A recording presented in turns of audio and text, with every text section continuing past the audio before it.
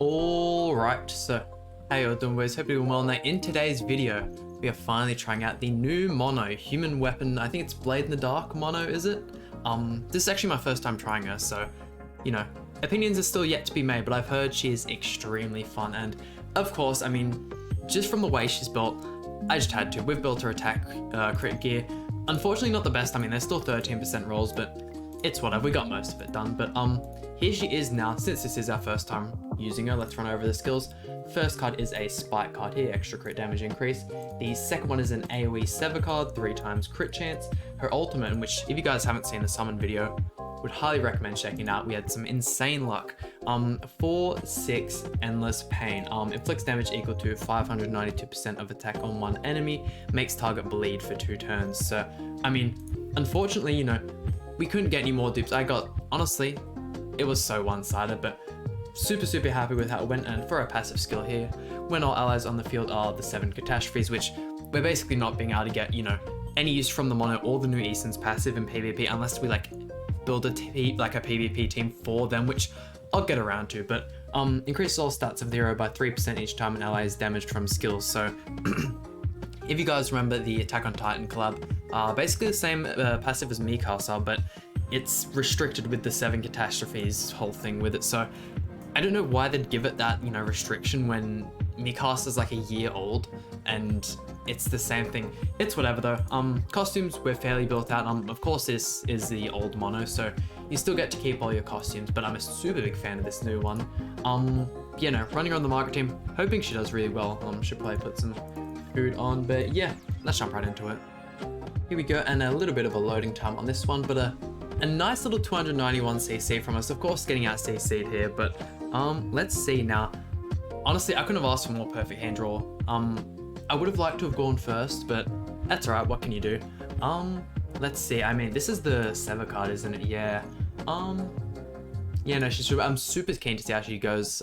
When I originally started, like when the original monos came out and whatnot, I wasn't actually spending money on the game, so I didn't really get to try them out. Like, I know one of them was really good for like a final boss, but didn't really have SSR pendants at the time, and nor did I think I actually summoned for her. So, let's see, chucking the Dissolve out on us here, and we'll obviously go for our 3-star Breath of Bless, but I have high expectations. I don't know if those expectations are just going to be absolutely shattered, but fingers crossed. I mean, I'm a fan of like, you know, some like more just like the super bursty damage units, which I've heard she is. So we'll see. If we could get another rank up, that would be a perfect way to start off the video. But hey, that's still good. Unfortunately the Droll still has another turn of his taunt, but we should be fine. I mean, we do have the level 3 Breath of Bless up, so if we had a level 3 Margaret card, we could just end it right here, but we'll see. I mean, I am looking for other teams to try her out on like the monos, so if you guys have any suggestions, by all means let me know. But stunning the Margaret.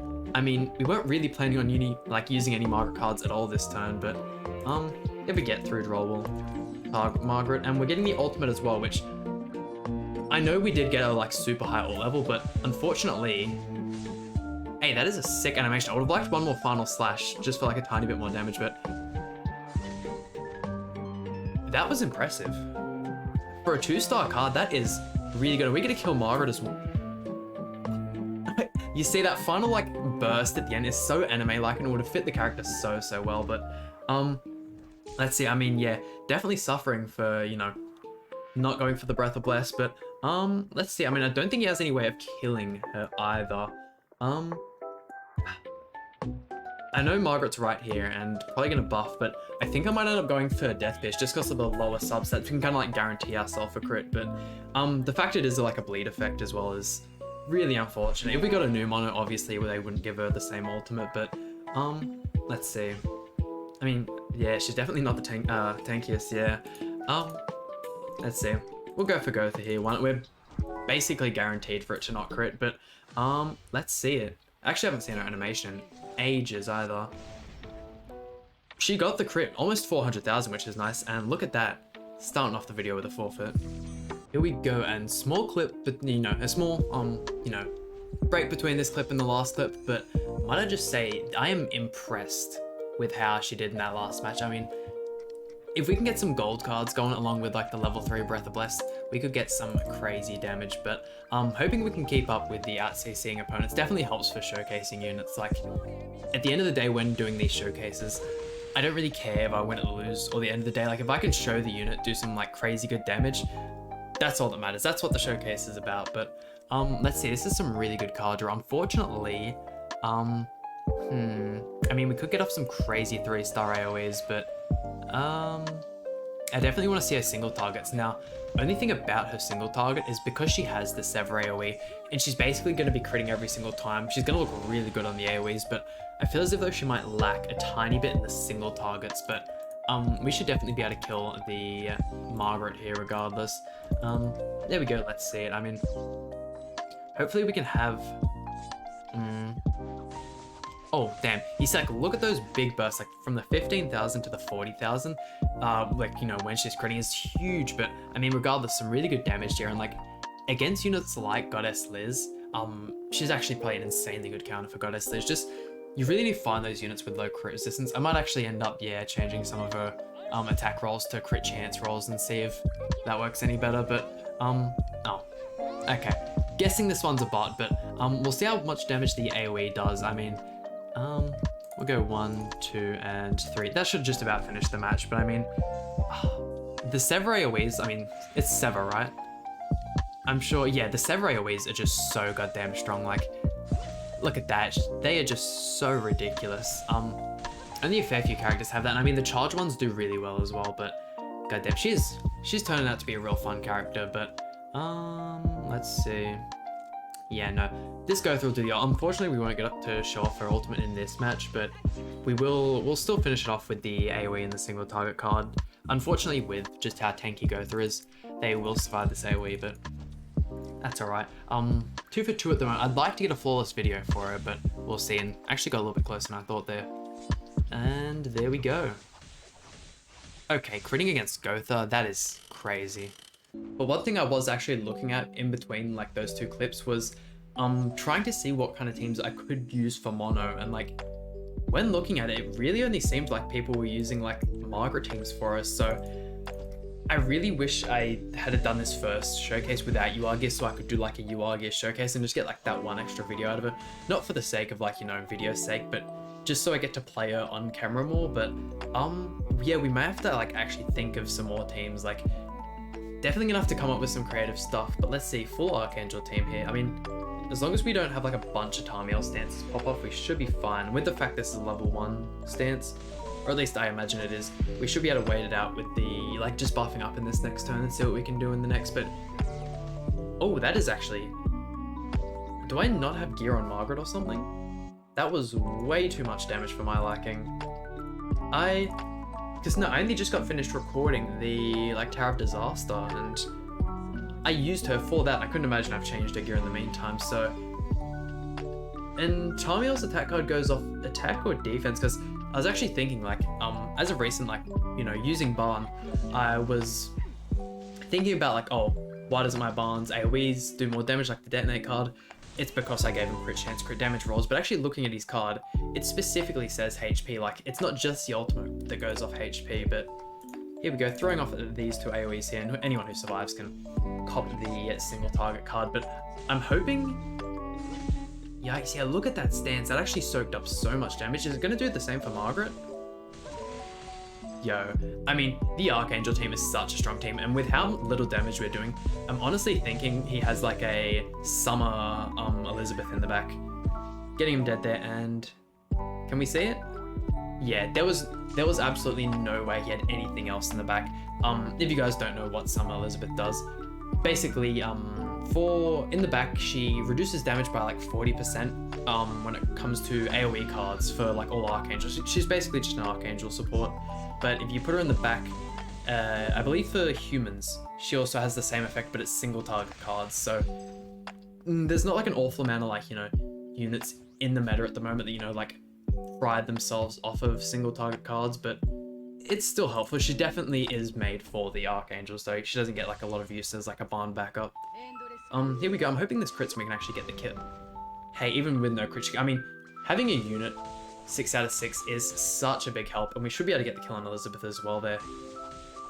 Unless it swaps units. I mean, as you can see, when she crits, that is some crazy good damage, but that's the only thing, like, just having such low crit chance, it can be a little bit tough sometimes. I'm actually really surprised she landed those, like, all crits on Gotha on the last match. That was, like, a real big wow to me, but Sariel crits guaranteed here. He also has the Tether effect on his single target. But there we go. I mean, we should be able to just throw these off, and I really want to win on, like, a mono victory screen here, so throw off the Margaret AoE first and finish it off. But I mean, so far 3 for 3. I mean, I know these last two players have been like fairly low CC, but what can you do when doing these showcases? Like I said, I like to just do 5 matches and just show what we get. It's more just if you would use this team, what you'd see. But yeah, I think I might just skip on to this next match. This one's gonna get a bit stalled out. And just 2 more matches to go. I mean, I feel as if though if I were to do like a live stream, this mono is definitely a unit I'd pull out for something like that. Just like I said before, not a unit that has a lot of teams, but definitely a unit that's like real fun to play and like that I'd like to show off more. Other units, of course, being stuff like Mark II Valenti, the Green Droll I'm also a big fan of. There's, yeah, just a whole bunch of units that I wish I really got to use more, and like Super Awakening 6 is also a really good time for that. Just being like, you know, being able to like re-showcase the characters at like their new level cap is really nice. Like, it's not an awful lot, you know, there's not many chances where you really get to show off those units, so them releasing Super Awakening 6, I really hope I get to showcase off more units. Like, there are definitely more like weird one-off units that I would like to showcase, but them not releasing any like Super Awakening bundles is really like trying to get Super Awakening coins is so difficult, and like anvil farming is fine through like the hourglasses and whatnot because you can put it on auto and forget about it, but the end, like the Super Awakening stages, sorry, they get you to like really like go in and like exit out of stages and get like the most out. It's like, it's a lot more of a manual kind of farm, but I mean, look at that. This mono does exceptionally well. Definitely give her A tier. I feel as if they'll give her a tiny bit extra crit chance, maybe a little bit tankier, and give her 1 more hit at the end of her signal target, and she'd be bumped up to S tier. Like, she has really good, or even just give her a passive, I feel. I completely just neglected the fact that she didn't have a passive for PvP, but give her a passive in PvP and you could definitely bump her up a notch, especially if it like works towards her damage.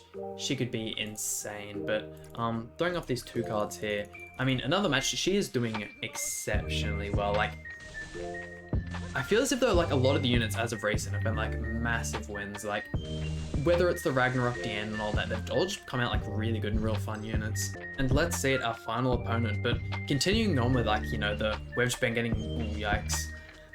Continuing on with the fact that, you know, we've just been getting heaps of fun units. Even the next unit we're getting, which is, you know, the Festival Gotha, is another like super fun unit. Just like well designed character, like not like Margaret or Balm where like they release their festival and they're just mega busted like must run units, and we're definitely didn't lose Margaret. Okay, I'm surprised to say the least.